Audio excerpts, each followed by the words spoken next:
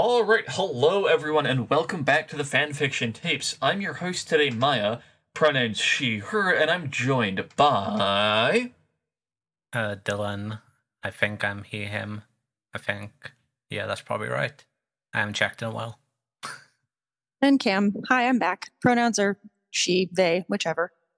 And I'm our producer, Ian. Pronouns he, him. Today's episode is sci-fi and speculative fiction. What's the difference? That's a loaded question. Cam, you want to roll away? This is your area of expertise. Do you want to unleash me on people is the question. Yeah, I was actually just going on a impassioned rant about this in a hotel room in Los Angeles, which is where I'm currently recording. Don't ask me why, it's a long story. But speculative fiction is technically, if you want to get technical, the overarching umbrella under which many subgenres rest. And when I say subgenres, I'm talking about genres of fiction that we typically conceive of as genres in and of themselves. Technically, horror is speculative fiction, same as fantasy and same as science fiction. It just depends on how technical you want to get. One of the things that I encountered that was frustrating as a querying writer, for those uninitiated, you are blessed. And a querying process is the process that someone who's written a novel undergoes when they're trying to find a literary agent to represent them or their work to get the book traditionally published. Something that was really hard for me and difficult for a lot of my fellow querying writers was finding agents who clearly underscored the difference to them between speculative fiction and science fiction, because both definitions of both genres are so subjective that it's really hard to find anyone or any scholarly body or any university or even any literary agency that's aligned on what those things actually mean. And the challenge for me, the literal anxiety-ridden overachiever that I am, was trying to figure out what each individual agent thought the difference was if they wanted speculative fiction and science fiction, understanding how then to pitch my work, which technically is either or, depending on who you ask and what your definition is, was challenging. So that's my rant about it. On its face, I'm sure there's more that we're actually meant to be talking about. I'm not gonna lie, the whole speculative fiction bit is way out of my depth. Regular listeners will likely know that I am not a literature person. I am actually in STEM. That's what I do for a living. And so when I first met you, Cam, you kind of mentioned speculative fiction. I was like, what the hell is this? This is new. I just know sci-fi, fantasy, like basic stuff. So I don't remember. I do remember, Maya, you asking me. I don't remember what definition I gave you, but I'm sure it was far more eloquent than what I'm about to say. But like the TLDR, there's like a little bit of genre history that I'll curse other people with. So speculative fiction first came about as a term in the 1940s. I hope that I'm getting this guy's name right, by Robert Heinlein. Heinlein, I think, is the pronunciation, but I don't know either. I don't know either. I know it's spelled Heinlein. Yeah. But when he first coined the term speculative fiction, it was largely associated with only sci-fi, because at the time, sci-fi was the only widely read genre that contained speculative elements, meaning elements that, as the term would suggest or imply, I guess, speculative elements that speculated on the future, specifically on how technology and the evolution of such would affect the future. In the 21st century, speculative fiction just kind of naturally expanded to encompass fantasy, dystopian literature, horror, and by and large, most scholars and authors define speculative fiction as any story that takes place beyond our known world, whether that's a spirit realm in a horror story, or a second world fantasy, or outer space in the year 3000. There's a quote, I don't remember the exact quote, but there's a quote by Margaret Atwood, who's most well known for The Handmaid's Tale, which is technically speculative fiction, as literature that, I think she said something like literature that deals with possibilities in society that haven't been enacted but are latent, which really casts The Handmaid's Tale in a whole new light.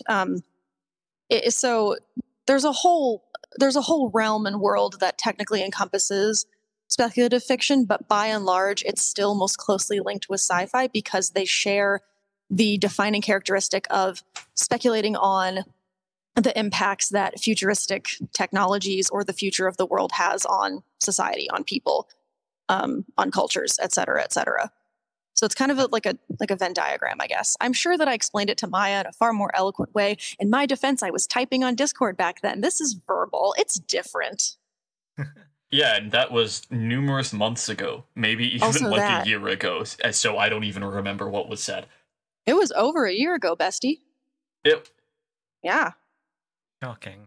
I will say that the name the name itself really does lend to that idea, because speculation for a lot is like mostly associated with the future or trying to get like, in terms of the past, most speculation is like, we don't know what happened, but we can guess. And when you are making something fantasy or saying something in a different world, like, what are we speculating? It like, how would this work if this was a element, I guess. I found the addition of fantasy to the genre of speculative fiction really interesting because it then you're going to be very aware that I was a scholar of speculative fiction when I was earning my master's degree, but it implies then that the condition of being a human being or having human-like characteristics, whatever that means to the author, is the element of speculation in fantasy. Even if you're like in a fantastical world with nothing that resembles our planet Earth at all, human beings, or even, let's say that it's not like a human, like member of the human race, like in D&D, they're not humans, but they're they have empathy and they have souls and et cetera, whatever you think makes a human being. Like, that question is the speculative element, which I found incredibly fascinating when fantasy became this widely known addition to speculative fiction, which before just really contained sci-fi and all its various subgenres. So I am not a philosopher, so I'm not even going to attempt to unpack the question of what makes a human, but it was a really interesting thing to think about. Like, okay, if you're adding fantasy into the speculative fiction umbrella, then the speculative element must have something to do with people and what makes us tick, what makes us change. And I'm holding up my favorite fantasy series as an example, but I'm telling listeners, if you want to read this series, Google trigger warnings first. This is not a joke, nor is it a drill. There is a series called the Masquerade series by Seth Dickinson. It's most well known for the first book, The Traitor Baru Cormorant. Again, I'm going to say for listeners, look up trigger warnings before you read this series. This is not a joke. I'm going to second that. I've only read the first one so far, but yeah. Okay. Now, older sisterly hat off. When I first read the series, I was thinking about this addition of fantasy to the speculative fiction genre. I know we're supposed to be talking about sci-fi and spec fic, so I'll shut up about that after this. But this was a world that was not structured like the Earth that we are used to. However, there are systems in place that are eerily reminiscent of historical systems in the past because the author, Seth Dickinson, is a scholar of such systems and so worked his scholarship into the storytelling. But the speculative commentary on it was almost allegorical in the sense of like, oh, this is what could have happened because you can draw so many conclusions from the fictional world in the Masquerade series to, unfortunately, the real world that we live in and the history that we have experienced as a global culture.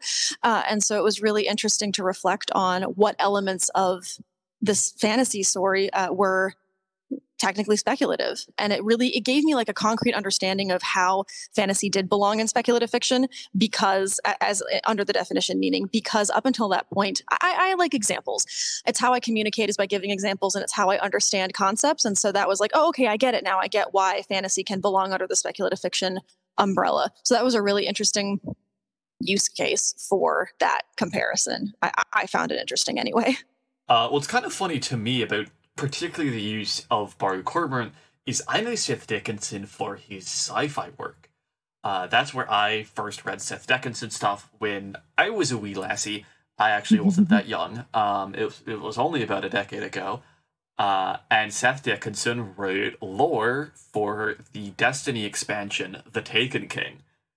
One of the best expansions in the game, and also my starting point in the game. So the work he did there was very near and dear to me, and is a very early, explicitly trans male character, which makes a lot of sense as to why I like that now as an adult. Like, that's why I really enjoyed the fact that there was trans rep. It's because I'm trans. Surprise. Shocker. I will say, for all of my ranting about speculative fiction being hard to pin down, it does have a use because it is, as I've kind of been alluding to before, it's an umbrella term that works really well for undefinable stories or stories that, you can't define without a bunch of caveats. Returning it back to what this podcast and its cast have brain rotted over before, Tamsin Muir's Locked Tomb series, the best way to describe it is speculative fiction from like a purely like a literary definition in the world of literature. Because it is not just science fiction. It is not just horror. It is not just fantasy. It is the secret fourth thing, which is speculative fiction. And I think that if the literary community, more specifically the traditional publishing literary community, could come together and define speculative fiction universally as fiction that deals with speculative elements in some way but isn't easily defined, my sanity would be greatly improved because I wouldn't have to stress out when trying to query work that is technically both depending on who you ask. Like if you look up speculative fiction and examples, you will find the same subgenres that other people define as science fiction. I write primarily like post-apocalyptic fiction, which some people say is science fiction and some people say is speculative fiction. And so it's really stressful trying to tease out who thinks it means what. But I think speculative fiction as a term does have a great amount of use when you're trying to define the undefinable, because I think that great books are like people. They don't fit into a box necessarily. They stand on their own and they tell meaningful stories. And while there is a time and a place for genre and ratings like young adult, middle grade, or adult, there's also a time and a place to admit that not every single genre convention needs to be upheld for something to easily be fit into that genre. And a second impassioned rant from Cam. Yeah, this is also touching on a favorite rant area of mine, but I don't want to turn this into a computational physics episode, so I'm going to lay off that. I'm not smart enough to guest in that episode, so that's probably a good call. No, I'm not smart enough to host that episode. Yeah, right? You just touched on kind of the key point of that whole rant, but I am going to stop myself from getting into that. What else should I say about speculative fiction and science fiction? You have me here. I might as well answer questions. I don't know. I'm just sitting here, guys. Are you familiar with the work of Andy Weir? Yes. That's how you say Andy's last name. I never knew that. I don't know. I'm guessing. I don't know. I've never heard it spoken out loud. Some of his work, The Martian, is definitely weird because I honestly don't know if it's speculative enough for speculative fiction. But from the definitions you've given just like today on this episode, I would say that his other work that I've really loved, and I just looked at it 30 seconds ago, Project Hail Mary, is definitely speculative fiction. I would agree. So I first was introduced to Andy Weir's, I'm just going to say Weir, because that's right.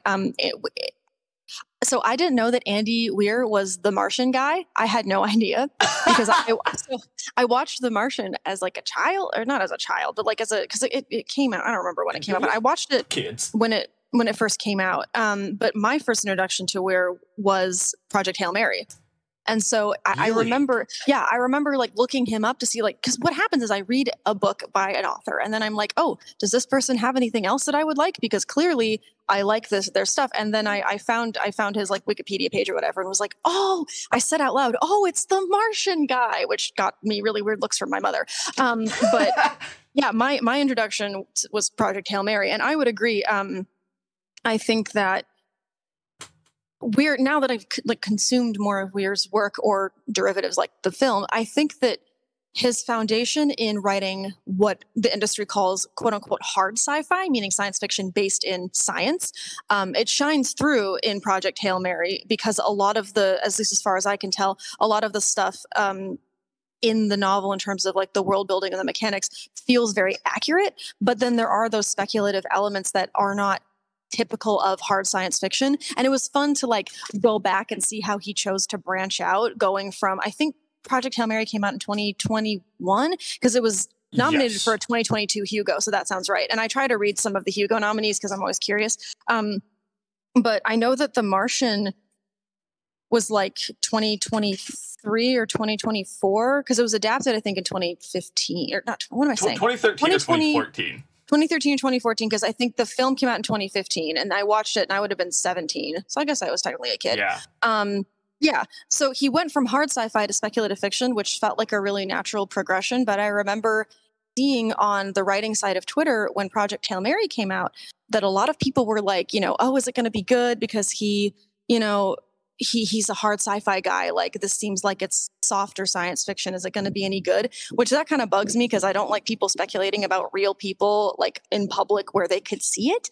Feels weird to me. But also I was kind of like, let the man live, let the man evolve. And that's one of the other things that I like about speculative fiction as an available umbrella term for authors to use about their work is it doesn't lock them in so aggressively to only writing one thing for their entire career. If you say, I, as an author, write speculative fiction, that could mean anything, which is stressful as I have enumerated on, but it's also really freeing because I can say that and then I have free license to change whatever I want about my writing style. And I mean, people can still say something, but hopefully no one's going to say anything because I've set the expectation that speculative fiction is so nebulous as a definition that we don't have a standardized one. And so too can my writing be. And it was really neat to see that like in reverse because I went from reading Project Hail Mary to, I think I read part of, what's it called? It's the one named after some Greek god. I think it was Artemis? Was yes, one of his Artemis. other works? Okay. I read Artemis. It was not great. It wasn't for me. But again, I saw the hard sci-fi mechanics and was like, oh, interesting. And I don't really like hard sci-fi as much. So maybe that's part of why I bounced off of it. But I could see like the trajectory in reverse and that was fun. Yeah. I'll be real. I love Weir. I love Project Hail Mary. I love The Martian. Artemis was not great. I didn't really enjoy it. But, when I read it, I didn't have the training that I have. So I would need to revisit it and then revisit the mindset of my past self to figure out why I read like a third of it. And then I bounced off of it. I moved on to something else, I think. I don't remember what, but I did. Yeah, I read it once and I haven't gone back to read it. I've reread The Martian several times. I actually have multiple copies of The Martian, which is one of the few books where I've done that. The only books I have multiple copies of are All of the Locked Tomb, which in some cases I have bought 3 copies of that book. The Martian and Percy Jackson and The Lightning Thief. Ah, yes. Everything else I only have a single copy of. I don't lose my books. Actually, wait, no. I have multiple copies of most of the Dresden Files now because I lent most of my books of that to a friend of mine and then went on a road trip and wanted to read them, so I bought ebooks of them. I have a problem, y'all. I mean, I have so many copies of the Locked Tomb books, I cannot judge you. Yeah, I'm thinking about getting a 4th set of copies of the Locked Tomb. I mean, I'll enable this. the low-grade copy so I can annotate it, because I have brain rot. Understandable. Now, something else I'd like to mention, because I think it is both sci-fi and spec-fic at the same time, and it has also been a local brain rot of mine for the last, I don't know, roughly 8 months or so. Lancer. It is a tabletop role-playing game made by Massive Press. It is fairly indie, although it's good. I like it. It's lovely. And it is a mech. So like mecha, which are for the older people in the audience, i.e. my parents. Sorry, guys. Mechs are these roughly humanoid robots that are usually piloted by an individual. They have walking legs and arms, and they're usually pretty big. Mechs are cool. Unfortunately, they're also like an impossibility in the real world due to how hard legs are. Just make wheels, guys. Just do wheels. Look, knees are wheels. stupid. Human knees are stupid. Exactly. Evolution is a bitch. Just make a wheel. Nerd. What's everyone's favorite mech then? What's everyone's favorite what? Mech. Oh, well, I mean, the closest to anything mecha related I've ever gotten is Pacific Rim, which is also speculative fiction. So Pacific that's Rim all I is a got. banger. Pacific Rim, my beloved. But you brought up Lancer, and I was actually kind of proud of myself because I remembered the name of it because I was trying to find a TTRPG that was technically speculative fiction, and I read about Lancer, and it is technically speculative fiction because it's described by the creators as science fantasy, which is effectively speculative fiction. So Yes, I was like, I remembered the name. I was like, wait, that's the one Maya likes, and then I was so proud of myself for remembering things. It is set about 5,000 years from now, give or take like 1,000 years. That's the speculative I think part. it's actually. I think it's actually supposed to be more like 10,000 years. Maybe it's 10,000 years. That's right, because it's 5,000 Union is the current data setting. So yeah, it's probably something more like 10,000 years in the future. Earth goes kablooey. Well, it doesn't go kablooey, but it does go kaput. Rampant climate change basically nearly wipes out the human population so completely such that the survivors believe they are actually the first coming of humankind until one day they find our ghosts. They find the remnants of our civilization and these vaults that were left behind to preserve our memory. Because we figured out we were dying, like we have already in real life. And among other things, 10 generation ships were sent out into the stars to hopefully survive. Hate to break it to you, most of them didn't. I think canonically only 2 or 3 made it. That's 4 fun. that I know of. One of them counts twice, though. So really 3. Yeah, and these are... When they find these relics, basically this new human civilization called Union, get a lot of voicemails that are, well, help, we're dying. That would do it. I always knew unions would win in the end. And it's... I don't want to spend like an hour talking about it because, believe me, I could. There's also, in addition to this technological development there's 5,000 years of time from spaceflight, basically. There's a lot of technology in there. There's not quite FTL travel, but there's... Which, for those uninitiated, FTL is an abbreviation for faster than light. It's a pretty common trope in a lot of sci-fi stuff, because in order to have this grand, big-scale galactic stuff, you need some way to travel faster than light in order to get from point A to point B in a reasonable amount of time. Space is big. And on top of all of this, there is this strange paracausal elements to a lot of the world. There are things that are not explained by science. There is stuff that defies cause and effect. That is what paracausal is. And in my case, I love that for Lancer because that was kind of inspired by Destiny, which is a large Maya brain rot as well. You know, something like 4,500 hours. And like, I remember reading about Lancer, and I was reading about it on their Kickstarter page because you know me, you know I love a good Kickstarter, obviously. But I found it, I had never seen before any sort of speculative storytelling that merged military sci-fi with something else. Not to say it doesn't exist, I just was never exposed to it. But I tend to encounter a lot of military sci-fi in my circles because I read so much like apocalyptic fiction, and usually those two... Yeah, like, there's overlap. There's overlap, yeah. And I thought that was a really inventive way to approach speculative storytelling. And this, I promise, this will be my last impassioned rant about the benefits of speculative fiction, which is like, No, it gives, hey now, I try to limit myself. And I know we're going to rapidly approach time by the time I'm done with this, but for a lot of people who endeavor to tell stories in any way, whether that's a video game, a TTRPG, television, movie, books, short stories, whatever, as we get more and more voices at the forefront that are not cishet old white guys, as the diversity of storytelling and storytellers expands without as much resistance, and that is so relative, it's not even funny of a statement, but the genre of speculative fiction has allowed for that expansion because it acknowledges that there is a nuance to the stories that we tell that reflects the nuances of our identities and experiences.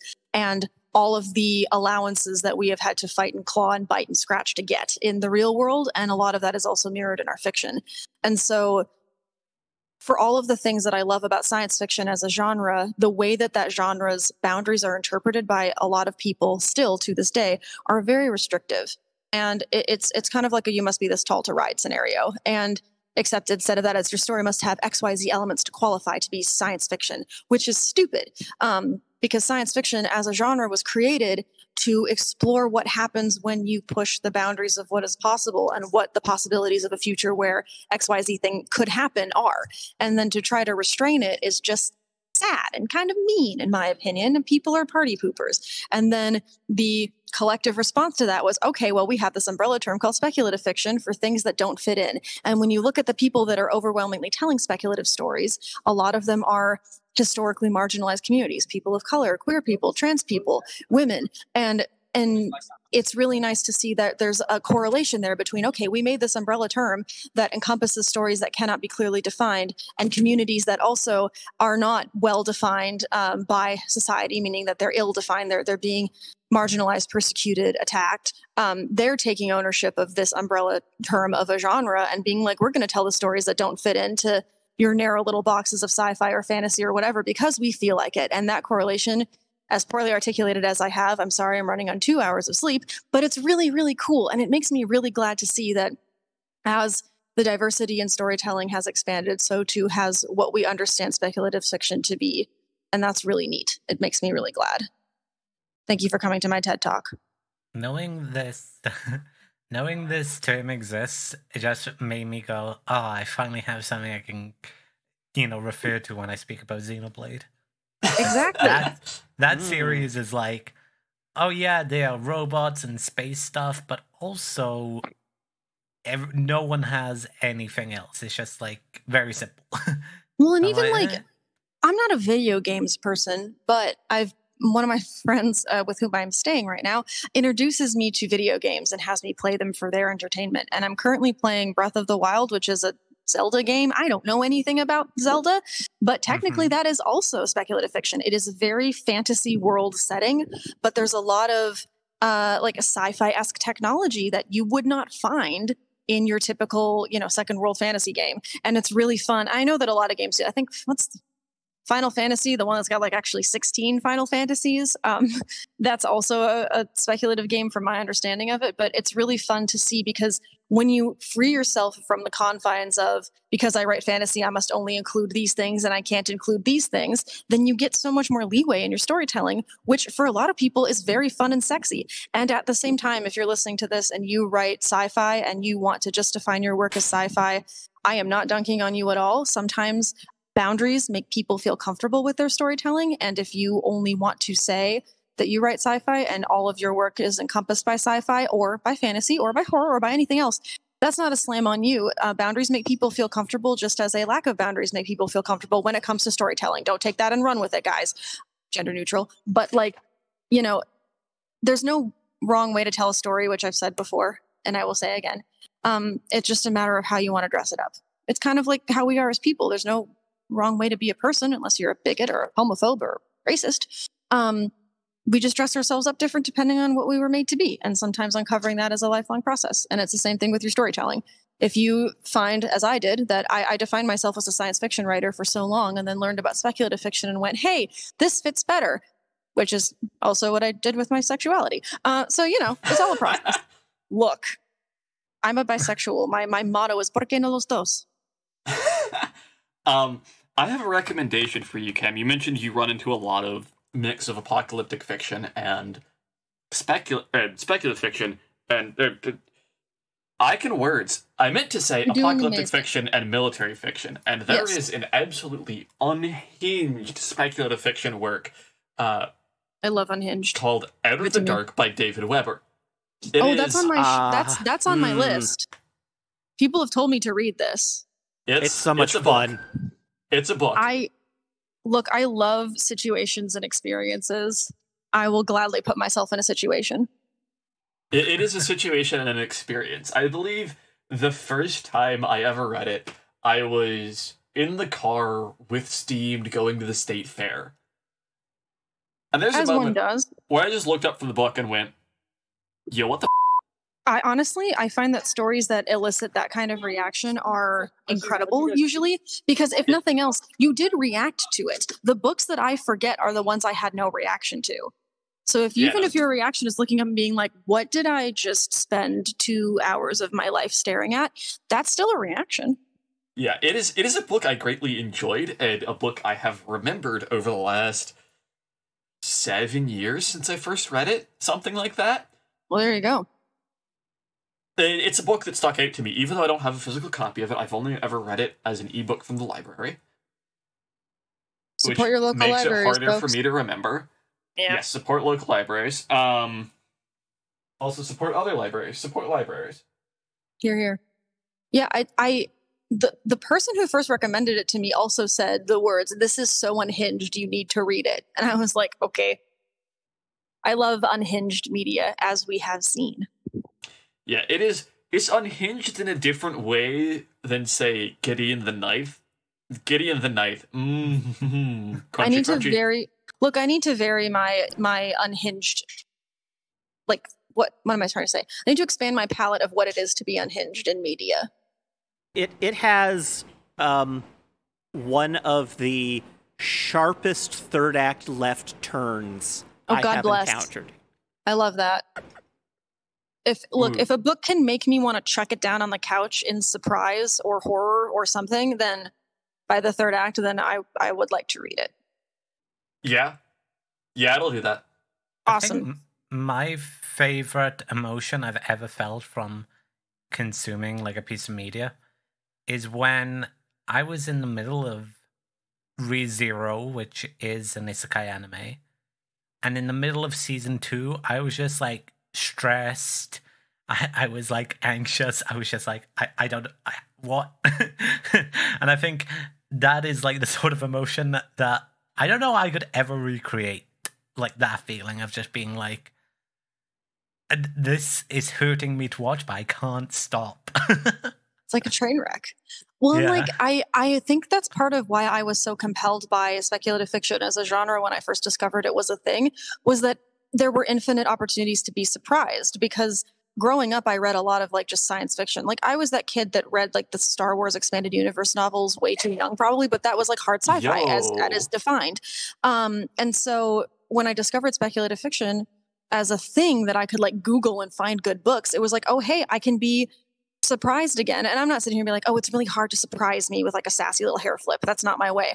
But when you read the same sort of genre over and over and over again for so many years, then it kind of becomes this thing where like, you know the plot points, you know the beats, like there's nothing new under the sun. There's only so many ways the same sort of, niche genre can tell the story. But then when you get into speculative fiction, because there's infinite ways you can merge 2 or more genres, it's just, to me anyway, it's more interesting. It's fun to read. It's nice to be surprised. And that's part of why I loved the Locked Tomb series so much, is because I didn't know what the heck was going to happen next. Clearly, none of the narrator characters know what's going on ever at all at any given point in time. And that's fun because I grew up inhaling stories that were all more or less the same. Not in a bad way. I just was really narrowly entrenched in one specific genre. And it was really, really fun to get to be surprised again.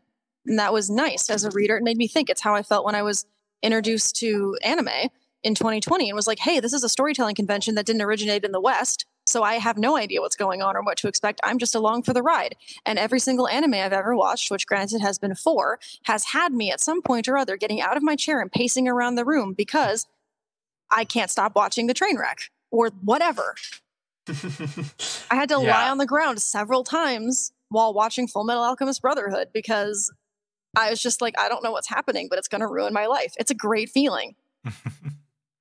I remember there is a twist reveal that happened some point during Harrow the Ninth. Depends where, depending on the reader. Some people realize it at different points. I think I realized it very late. That is probably the best I have ever felt reading a book. That was... I realized the reasoning behind a particular stylistic choice the author has made. And I had to just go and lie on the floor. And for me, I actually, because of the stylistic choice, put Harrow the Ninth down, read all of the Vimes books, and then came back to it. Mm-hmm. I got, like, a chapter into Harrow the Ninth, set it down, went and read the Vimes books, and was like, okay, I gotta read into this. I know the first book was phenomenal, and I have been told this book is worth it. I'm gonna get to it. And the reveal for that, I think, is kind of what sent me over the edge, because the need to talk about that resulted in me buying another copy of the books and shipping them to a friend, because I needed him to read them before I got home, so then I could read them before Nona came out. I just remember sitting on the couch staring at the wall when I realized what was going on and just being like, oh, okay. The author is not messing around. And that, like, again, it speaks to the power of, like, the freedom that the speculative fiction umbrella gives you to execute these absolutely insane plot twists and narrative choices. And yeah, that's also why I tell people when I recommend them the Locked Tomb, you're gonna be confused, just keep going, it's all explained. And people don't believe me, and then they do read it, and then they're like, oh, I get it. Or if you're some people who might be listening to this, you find me on TikTok and ask me questions to explain what you just read, which is always welcome, but really funny because somehow it all comes back to the sixth house. But anyway, this is not a Gideon the Ninth episode, but whenever I'm asked to explain things, it always has to do with the sixth house because my brand is just what it is, and it always will be. Okay, now I'm actually considering sending my dad your TikTok handle, because he comes at me sometimes with with Locked Tomb questions, and I'm just, well, you know what? I haven't read the books in a year. I need to reread them. For anyone listening, and also for Maya and Maya's dad, my TikTok is Hello Cameo. So you can find me. I haven't updated in a while because I've been staying at a friend's house, and it's weird to make TikToks in your friend's house. But pretty much 90% of my content is answering questions about the Locked Tomb, which I do so happily, and I'm always happy to analyze or just clarify or whatever. But that's my literary public service. Is let's explain these weird ass books that we all love. So yeah, have fun with that. I'm even more unhinged there than I am on this podcast. I try to make it slightly normal here. On TikTok, I'm just unhinged. We are all very normal. We're so normal. That should be the subtitle of this podcast. We are all very normal. I thought the subtitle of this podcast was the ADHD Talking Hour. Also that.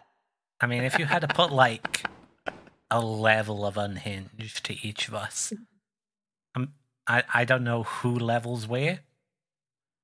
Which is concerning because that makes me feel either I'm the most unhinged or the least.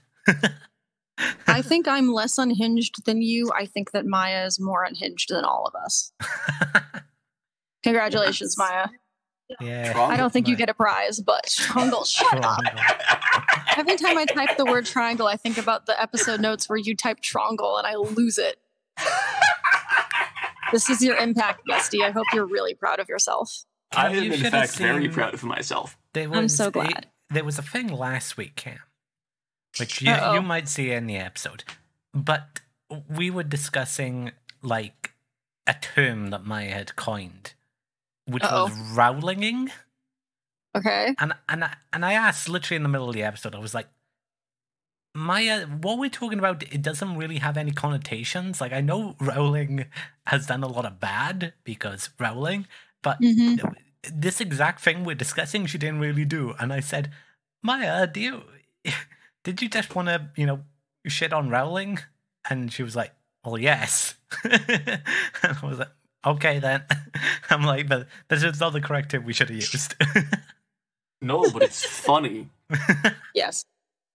And I'll be honest, that's what powers most of my scripts.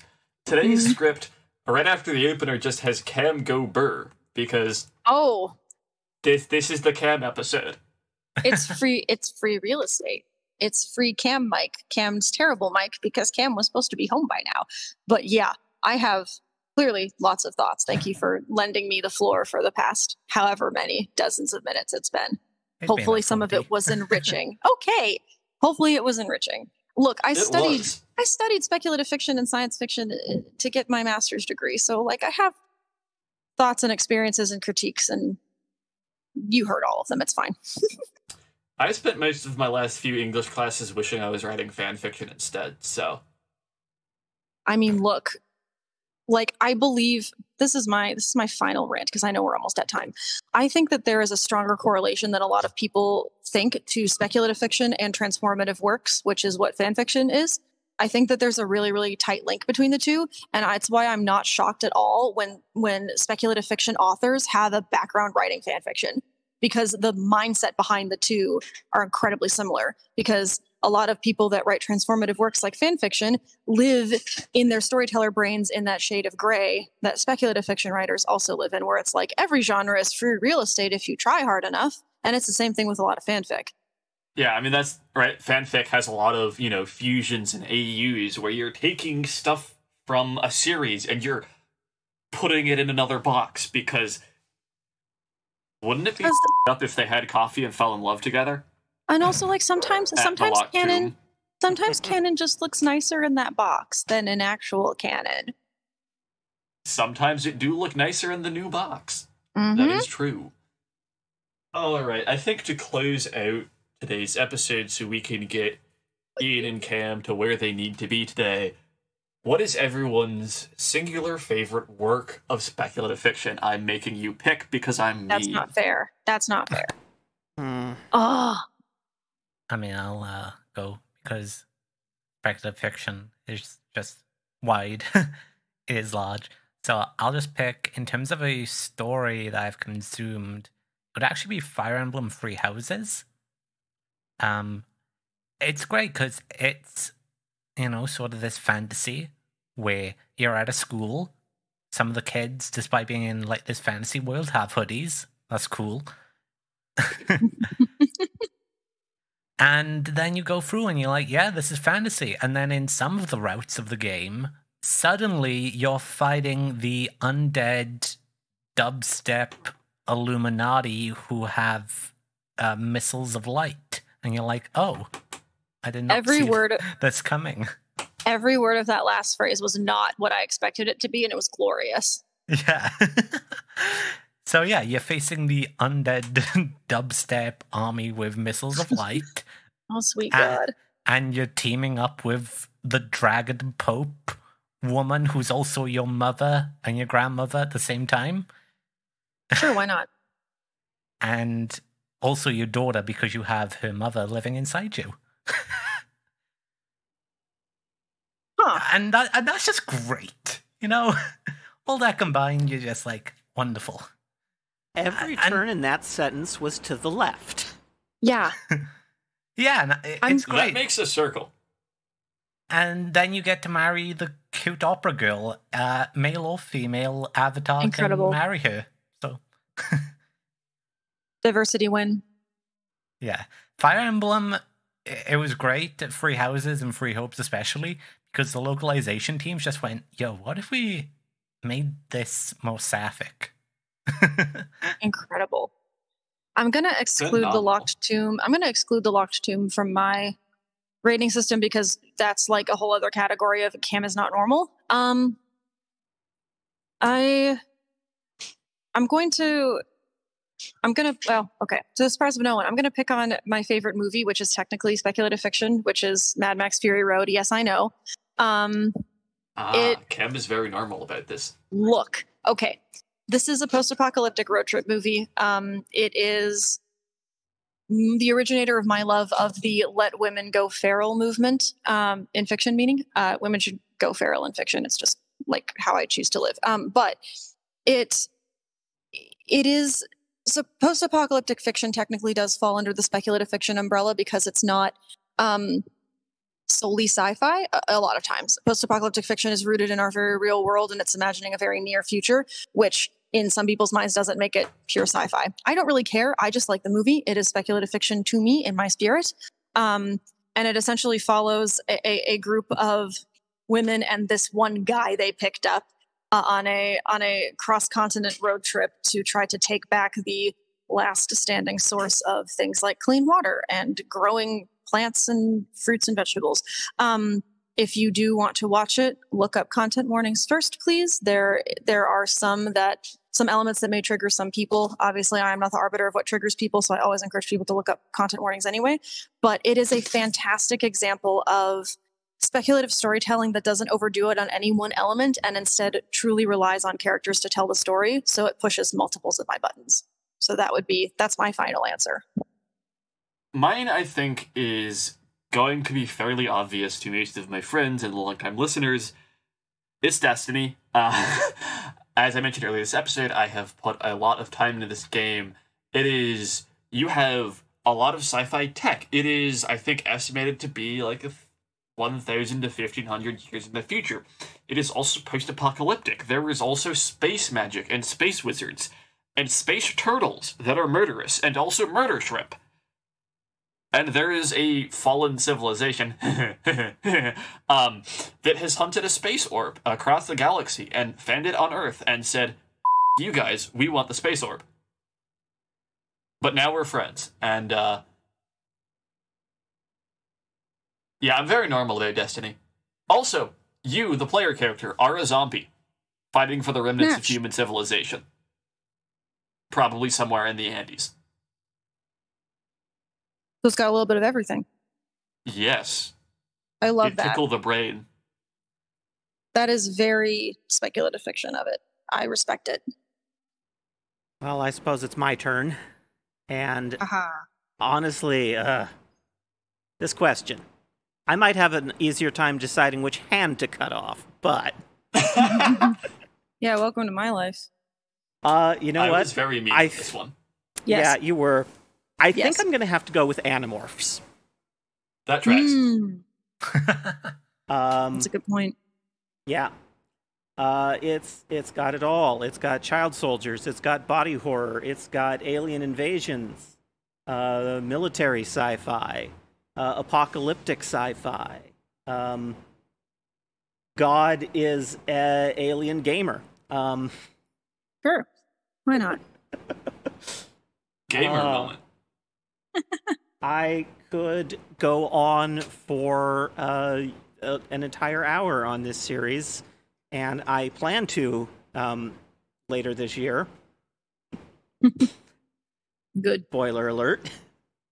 But, I need to sit down and read those books in preparation. Yeah. You have homework now. Congrats. I should probably reread them in preparation myself. But yeah, I don't know about favorite, but definitely formative at least. Mm-hmm. Favorites are hard to pick. Yes. All right. So, Ian, do we have anything in the mailbag today? We do. Woo. We have received another letter from Elise, who says, "Hey, I'm enjoying the second season. Focusing each month on a different genre is a good idea. Comedy was an interesting one to learn about, but fantasy gave me more thoughts to write about. Fantasy seems like such a broad term that is difficult to define or use. Quote, writing about things that aren't strictly real, unquote, is the definition of fiction, and, quote, anything that contains fantastical elements not possible in the real world, unquote, could mean sci-fi, talking animals, wizards and swords, or any number of other things. I've heard that in the early days of fantasy and sci-fi, they were referred to together as speculative fiction. Oh my goodness. Maybe this term could be brought back for the broad range of things that fantasy currently covers, leaving fantasy to refer to things that specifically deal with magic. Since fantasy feels too vague, I tend to define genre by more specific, subjective labels. The different flavors of fiction, as it were. Something like Twilight, in which the fantastical elements are limited to specific entities being strange, I put in paranormal romance. Star Wars feels sci-fi because even if it's not, quote, real sci-fi, it's got elements like aliens, starships, blasters, etc. that make me feel like it is. Then there's Magic School with all the associated tropes, and Portal Fantasy, and Urban Fantasy, and many more. It's more about the patterns and tropes involved than anything else, and my subjective interpretation of the story's feel. I appreciated your bringing up steampunk. It's one of my favorite subgenres, and I've just been wondering about its place in fantasy. You kept bringing up things I was wondering about. Steampunk, superheroes and their relation to fantasy, talking animal books like Redwall, and then the latest episode, the difference between high and low fantasy. It was funny how I kept thinking of things while listening and then hearing them be addressed. Aw. Lastly, since everyone was bringing up their favorite fantasy media, here's my written-in contribution. So You Want to Be a Wizard by Diane Duane, and the series that follows it are an interesting take on kids get magic powers, but also a fascinating look at how broadly fantasy can be used. The first book is, plot-wise, a fairly standard hero's journey with some cosmic horror/wonder thrown in, but after that, the series plays with different fantasy flavorings. There's a sci-fi style book with magic using computers and alien worlds, and another that adapts Irish mythology. Another book plays with old-school life on Mars tropes, and there are also many unique settings, like an underwater society of whale wizards that sing their magic. It's fascinating and immersive and tied together with magic that feels like the opposite of cosmic horror. Cosmic wonder? Powers beyond comprehension, something great that will work through you to do good, though it might kill you in the process. Anyway, I love this series so much, and I hope more people discover it in the future, so I just wanted to mention it. So the only reason I'm not sobbing live on air right now is that Ian sent me this at about 11 at night last night. Actually, it was 10, but same difference, 11:10. And So You Want to Be a Wizard, phenomenal series. I've read it. Unfortunately, this was in the era of I don't have a job, and my parents don't want to buy me things all the time, so I'm going to go to the library to read books. So I don't actually have physical copies of the books, but I read a lot of the books in the library, and I'm going to second Elise's recommendation here. I loved this series as a kid, and until very recently had kind of completely forgotten about it, as that is the way with the sponge brain. Until stumbling across the author on Tumblr recently, I'm like, wait a minute, I know that name. You can't see it because we don't have any video recording, but I just pointed. I gesture emphatically. It is everything that Elise said. It is phenomenal. I love it. It's all kinds of f***ed up in all the right ways. And thank you also, Elise, for bookending my commentary on how speculative fiction is such a compelling and helpful umbrella term for genres and subgenres. Couldn't have said it better myself, really. You probably have more sleep than I did when you wrote that email. I'm very impressed. I was bouncing off the walls when we got that email, because I'm like, oh shit, we're recording this episode, like, tomorrow. Yeah, are you, like, in our walls, Elise? Like, what's going on? Are you in our Some walls? people would say that was scripted. Another fun fact is that originally, last month, had an urban fantasy episode. However, we cut it due to sheer amount of content in our content. Contentception. Maybe we'll revisit it later, and I can go unhinged about the Dresden Files for 9 hours. I will do that. This is a threat. Everything you say is a threat. I never listen to you say a word and go, I don't feel slightly threatened. Wonderful. All right. Well, if anybody else wants to send us a nice letter like that, our email address is fanfictapes@gmail.com. You can also send us shorter messages on the site formerly known as Twitter. It's, as of time of recording, it's still limping along, and Maya keeps an eye on our account there. That I do. We are at Fanfiction Tapes, capital F, capital T, in the places that you would expect capitals. Is this where I say where you can hunt me down? I forget. This is the location where you can divulge your bullseye, as it were. If you'd like to hunt me down and ask me questions about the Locked Tomb or really anything else, I'm not picky. I'm mostly on TikTok. Again, it's at Hello Cameo, so the word hello and then CAMEO. There's no spaces, underscores, periods, or anything like that. And there you can also find links to everywhere else I am online, like my Etsy and my Patreon, where I commit word crimes by way of teaching writing workshops that I don't think suck. So there's a plethora of places to find me. They don't, in fact, suck. I've been to at least one of them. I think I've been to 3. It is an honor to be feral on the internet with y'all, and you can hunt me down on TikTok and we can talk about whatever you want to talk about. The videos of mine that blow up are anything from Locked Tomb explainers to me screaming about the 6th house for 7 seconds to me discussing why Mad Max Fury Road is my favorite movie and also fundamentally rewired my brain chemistry. So we have fun on TikTok. I love how your favorite movie is that, And mine is the one where Nicolas Cage has a bad Southern accent. Incredible. It takes all kinds. I'm not certain what my favorite movie is. That's a hard pick. Maybe like Pacific Rim or the Lego Movie. Or Pacific Rim is my second favorite. Pacific Rim, my beloved. The sequel does not exist to me. There is no sequel. You get me. This is another Genlock situation. Yeah. There is no sequel. Okay. All right. I have been and am usually Maya. And I was joined by... You were joined by me, Dylan. Hi, bye. Good to see you again. See you next week, hopefully. And Cam, thank you as always for having me and listening to my impassioned rants on things. And as always, I am Ian. Until next time, bye.